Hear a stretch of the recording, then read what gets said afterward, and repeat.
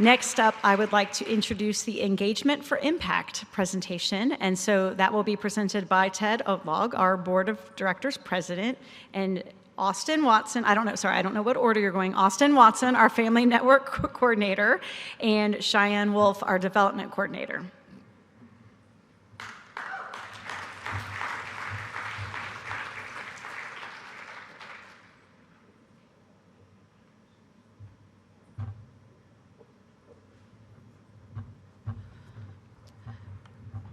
Hello. Oh, hi. I am Austin Watson. I am the Family Network Coordinator for the Dravet Syndrome Foundation, and I want to talk to you about how we further our mission together as we engage within DSF to work together as a team and make a change within our world of Dravet. Which clicker? That one. So, of course, we know the mission of DSF. We need to raise funds, increase awareness, provide support, and we can do this only together. We cannot do this on our own. So one of the first ways that I want to talk about your opportunity to help engage with the foundation is through our family support network. One of the best ways that you can do that is by sharing your story. When you share your story, you help to remind those within our community, whether they're newly diagnosed or more veteran families and parents, that they are not alone. When you share those stories, it helps to further that mission of awareness and supporting our community. When you're out and about in the community, we encourage you to wear your DSF apparel, wear your bracelets, get a car magnet.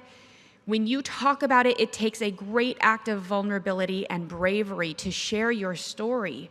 And when you're able to do that, you bring others into our community and invite them to then be vulnerable and brave as well.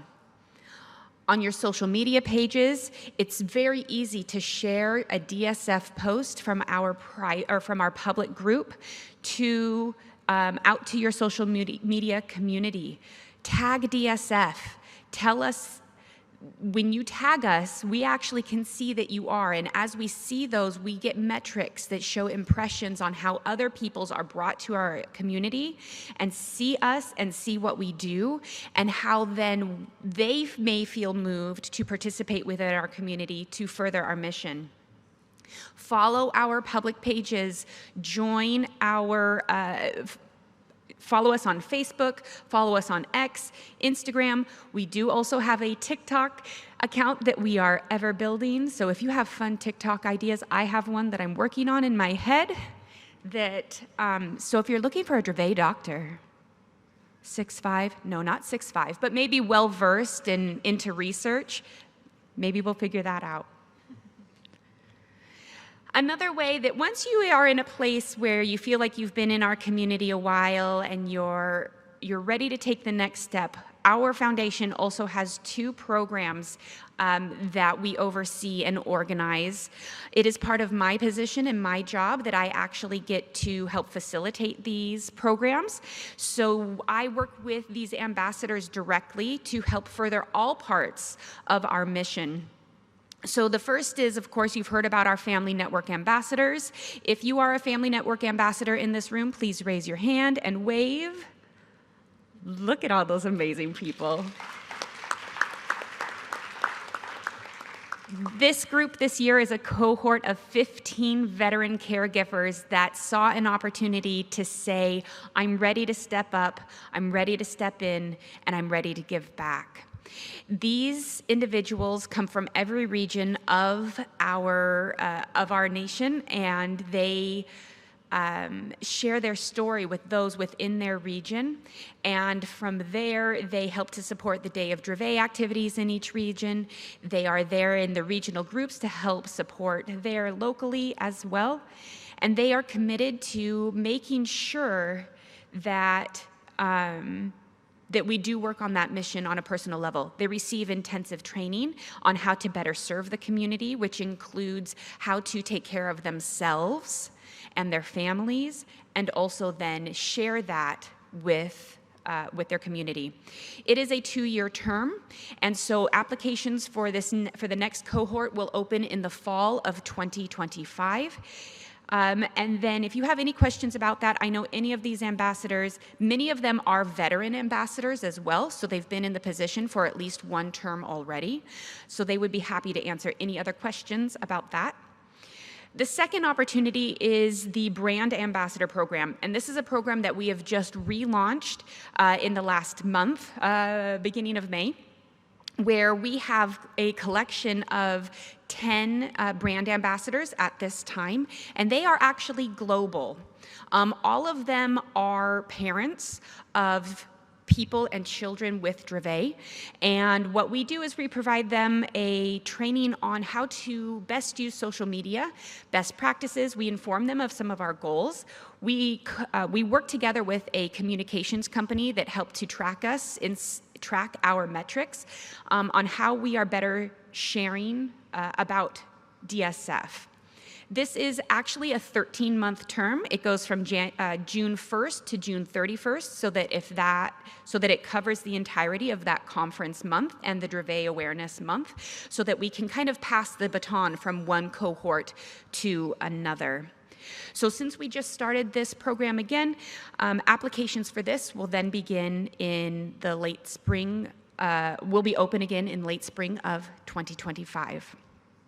So with that, I'm going to now talk about participating in our community regarding industry outreach and partnerships.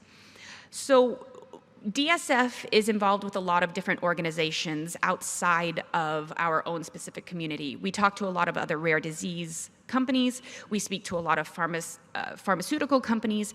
And so with that, we are often approached with opportunities where we can reach out to our community and say, hey, you have something important to say. I can connect you with someone who wants to hear your story. And then you can then work with that entity, that third party, as a patient representative, sharing your story. If that is something that you are interested, I encourage you very much to email Rich Maxey, rich@dravetfoundation.org, and he will make sure that you are on a collective list, that once those opportunities do arise, he will reach out to you. We have a very special interest in making sure that all voices of our incredibly diverse community are represented. So your voice matters, and it changes the trajectory of this disease path and how we move forward. Other ways that you can get involved with these opportunities is through specific DSF surveys and outreach. It's vitally important that when we send out a survey that you respond to it, because while we are a staff of 12 and we have our board of directors and we have our medical advisory board, that is just a small segment of our community and represents just a small portion of our stories and our voice. So please keep your eyes open to those emails. Make sure you are subscribed to our newsletter so that you can receive those updates and so that you can then fill out those surveys and participate in that way. Again, if you have any questions on that, please definitely email rich@dravetfoundation.org. As Shannon just very neatly wrapped up, so I won't spend a lot of time on the engagement and advocacy, but she spoke about the Rare Disease Week on the Hill, and she talked about legislative advocacy. So please, if you have not had an opportunity to watch that recording, please go back and watch it, as she covered a lot of really incredible information in that talk. I will add that one of the things that we learned as Rich and I and Shannon and Tatiana were there is that we need to bring more of our community voices with us. So when we get closer towards the winter time, we are going to be sending out information to all of you in our community to help share your voices through the form of a letter.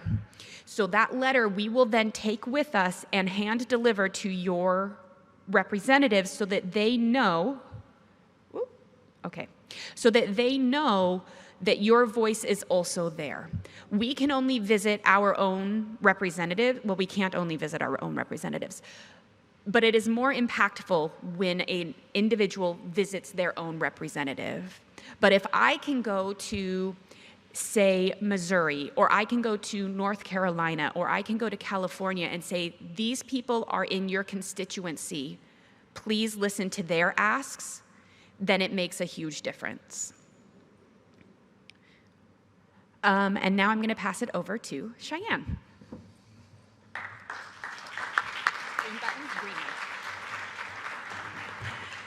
Hello, everybody. Can everyone hear me okay? How's everyone doing? It is such a privilege and an honor to speak with you today. I was asked to share about how you all can make an impact by fundraising, which I'm sure is not a surprise to many of you. So I thought, why don't we go into the why, and then the next slide, I'll show you how specifically. But why fundraise, right? Why not leave it to the next guy or the next guy, and why actually pick up this massive responsibility? To start, I mean, Dr. Locks gave a presentation that I thought was incredible, sort of the history of overall. So I just gave a little snippet here to show you some touchstones. So in 2009, as you know, there were 0 treatments specific for Dravet syndrome. Then you began fundraising. That's the bold piece of this. Over the next 15 years, there were 3 new FDA approvals that were granted from the FDA for approved treatments for Dravet syndrome, which again doesn't happen without the fundraising piece and the advocacy piece. They work hand in hand, but of course you really need money to move the mission forward. And so from 0 to 3 in 15 years is incredible, but as we know, there's still a lot of work to be done. So let's fast forward a bit to 2023. There were 12, I'm gonna go and say heroes, but 12 people that hosted these walks. Is anyone in the room today that was a walk host last year, or maybe ever hosted a walk for DSF? Awesome. Thank you. Please, thank you. These 12 people that took this baton last year raised a combined $153,000, which I think deserves another round of applause. Another 5 very brave people, together with their excellent volunteer committees, but 5 people last year said, I think I'm ready to host a gala. And those 5 people with their committees raised $1.3 million.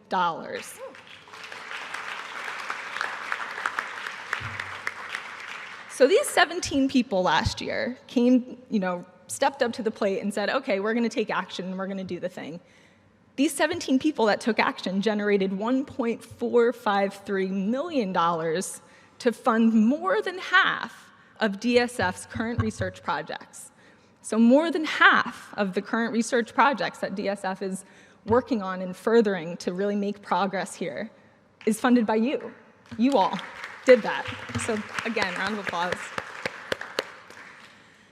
This was a surprising fact that Marianne taught me recently. Pharmaceutical companies can't fund Dravet research. They're not in this game. I know that there's a bunch of complicated reasons why behind that, but just remember that they're not funding it. And the NIH isn't doing enough. I think we've seen, Veronica showed us, that over the course of the 15 years, the NIH is kind of listening and responding to, I think it's 80% of DSF grantees are in journals and getting published in scientifically reviewed journals. So we're moving the needle, but the NIH isn't doing enough either. So people like you, people like us are the ones driving progress. So that's why we do it. That's why we're here. And so how to do it, I know a lot of you have had so many creative campaign ideas. If you just go on the DSF website and see ways to get involved, there's a ton of creative ideas, but I just wanted to boil it down to, again, some sort of simple takeaways for you all. So becoming an event host, like I said, those 17 rock stars from last year, if you're interested and want to learn more about that, we do have a few guidebooks that are available both on the website there as well as on our fundraising table. And that'll really give you a detailed overview of what DSF can do for you, what your committees and what different event structures are like. The event guidebooks that we have available here, one is for the STEPS walks, so if you want to get involved as a walk host, be sure to pick one of those up. And we also have the Gala Handbook, which is in the different direction, but goes into how DSF supports you as well, and what are the sort of fine logistical pieces that go along with that. So please feel free to pick those up again. The one thing that I really would encourage everybody to do today, if they haven't done so already, is to start a campaign page. I know that Shannon mentioned, or I can't remember if it was Shannon or Austin, but we do have the stories on the website, which is a fantastic way. But this is just another tool that is at your disposal right now. It doesn't cost anything, and the service itself won't expire. So once you create that page and you post your picture and your story, it lives forever. And that way, when you are out and about sharing your story and you are out making these connections, it's a great way to just show and say, hey, if you do want to make a difference, if you want to make an impact, you can create a QR code or all these different ways to just show and sort of have that vehicle, again, to make a difference.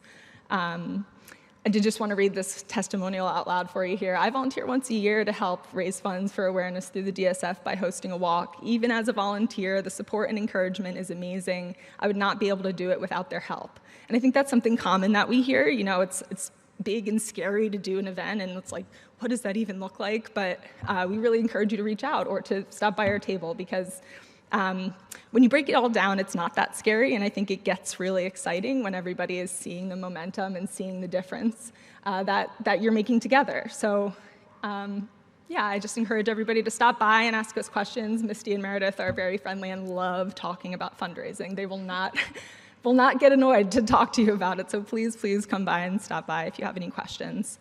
And that's all I have, and with that, I'll pass it to Ted.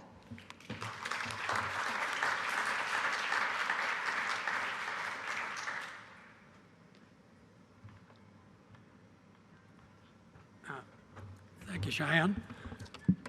Hello, everybody. I want to talk a little bit about our board of directors. At the Dravet Syndrome Foundation, we strive to have a diverse board of directors. I don't know how many of you know about boards and how they operate, but we have a governance and fiduciary responsibility. The foundation, fortunately, has millions of dollars that we're dealing with that we can fund research and do the other parts of our mission. So our board is partly responsible for that. We do not manage Mary Ann and her team. That's not our job. We do help in strategic direction, and of course we ask hard questions, and we look to help in terms of the initiatives that Mary Ann and the rest of her team are undertaking every year to fulfill our strategic plan, which I think is available on our website, and I encourage everyone to look at that because we helped in the development of that. Our board members, we have a 3-year term. It can be renewed for another 3-year term. It's pro bono. We're all volunteers.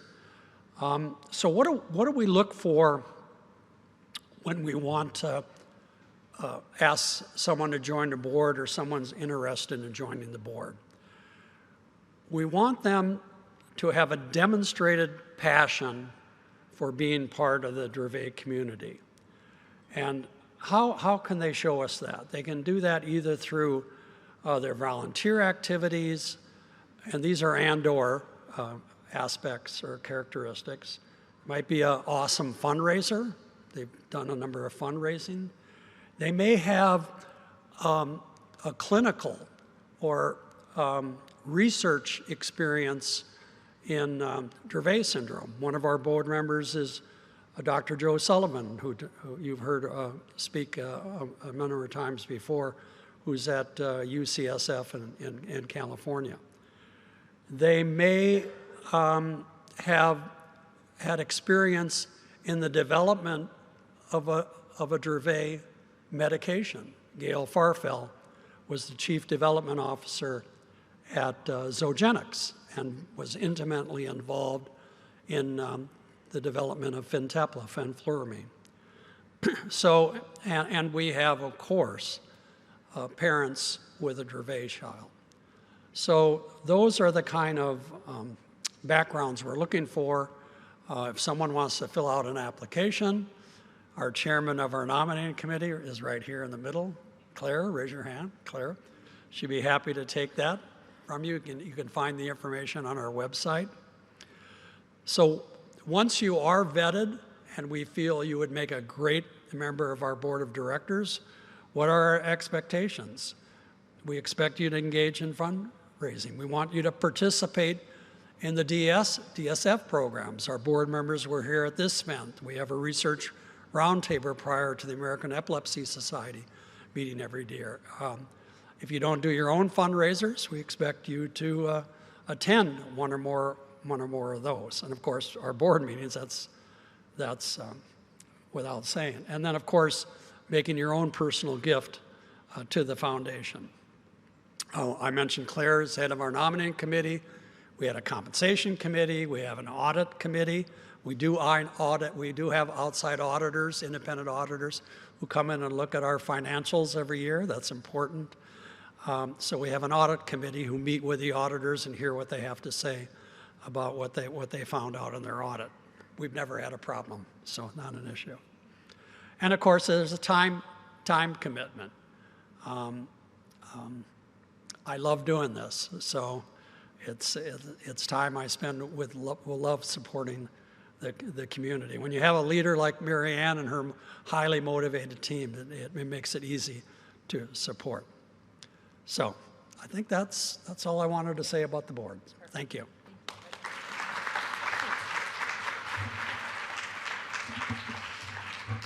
So this has been an overview of all of the different ways that you can help further Dravet Syndrome Foundation's mission.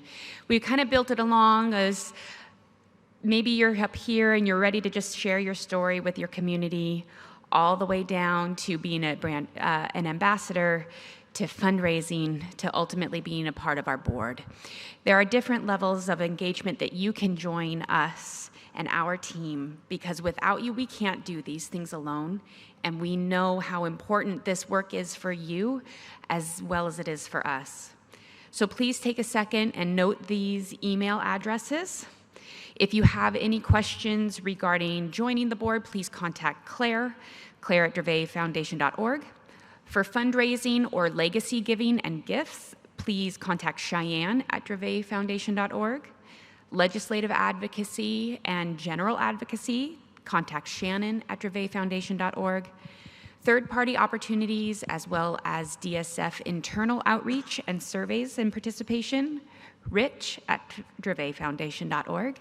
And if you're interested in joining our family network in a new and deeper way, whether through ambassadors, bereavement support groups, et al., please feel free to email me, Austin at dravetfoundation.org. And with that, I'll open the room to questions. Yes, Janice. Hi, I actually have a comment. I've been here a while with the Dravet Syndrome Foundation. I think you might have been scaring people about fundraising by that huge responsibility. And let me tell you, the Dravet Syndrome Foundation has a team of people that make it so easy to do a fundraiser or an event. And they support you 100%. They provide signage, they provide staff, they give you all sorts of help. They tell you how to do everything along the way. And I've done like some walks and stuff like that. I haven't done a major event, but I've gone and volunteered. And I am telling you that in the early days, it was a lot harder. And now they have it down to a science. They are so helpful. And you can really make an impact. And one of the things that I love is when people in the same area get together and several families do an event, because then you have a whole group of people that really can support each other, and it's amazing what they can do. But I want you to know it's not as overwhelming as you expect it to be, and it's just awesome to watch these families come together, and what they do is amazing. So I'm very happy for all the people who have done fundraisers. I'm very grateful, and I'm just letting you know that it is not as hard as you probably think it might be, and it's not as scary. It's actually a wonderful experience. Absolutely. Thank you for that. Yeah. Misty has really worked hard to make specifically the Steps for a Cure program, basically plug and play. You get all of the information you need. It's incredibly easy to do. Cheyenne also touched about creating your own fundraiser page. That one's an evergreen page that will stay open in perpetuity. So when you have those people that say, how can I help? Well, there's not a whole lot of everyday things that I need help with. You could say, well, I don't really need anything, but if you're feeling called to help support my child, this is one way that you can have a very literal impact in his everyday life and everybody that comes after. So here, let me give you my fundraising page, and then they can donate to that directly. So thank you for that. Yes. I just wanted to echo Janice. My daughter, when she was in middle school, did her first walk, and Misty walked her through the whole thing. So if my daughter in middle school can do it, we can do it. I also wanted to add that for those who don't live in states that have the seizure safe schools bill, that all your local epilepsy foundations have someone that go out and can train your family, your schools, whoever. I work for the Epilepsy Foundation New England as well, and that's what I do. I'm the community education specialist. And one of our attendees, I got to meet, she's local to my state in Massachusetts, and I got to meet her through the foundation and tell her about the Dravet Foundation, and she's here with her family. So it's great. Again, reach out to your local Epilepsy Foundation chapter, and they will work with you to do that training. Thank you.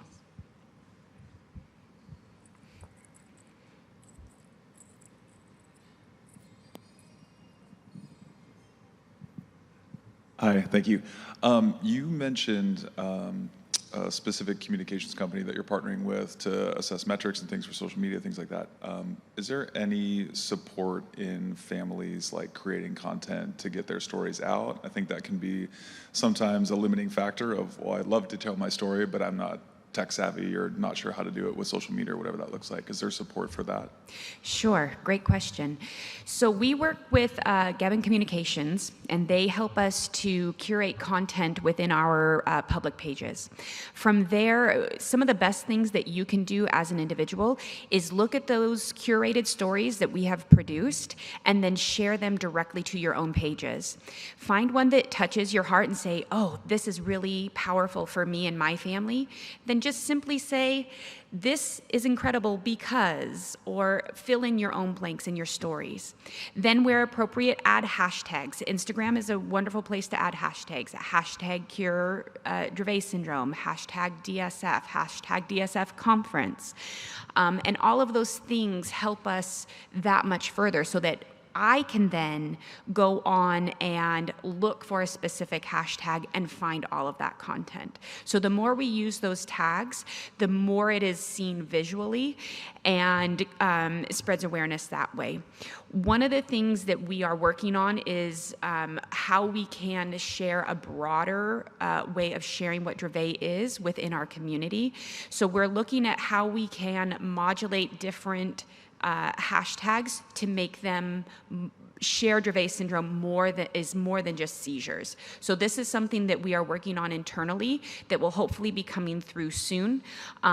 We think that it could be really powerful because it's all going to be all about the joys and the smiles that come with Dravet. So yes and no, but we are always here to help support. The best thing you can do is share what's already on there. And then if there is enough interest to have like a social media 101 webinar type series, then that is something we could consider as well.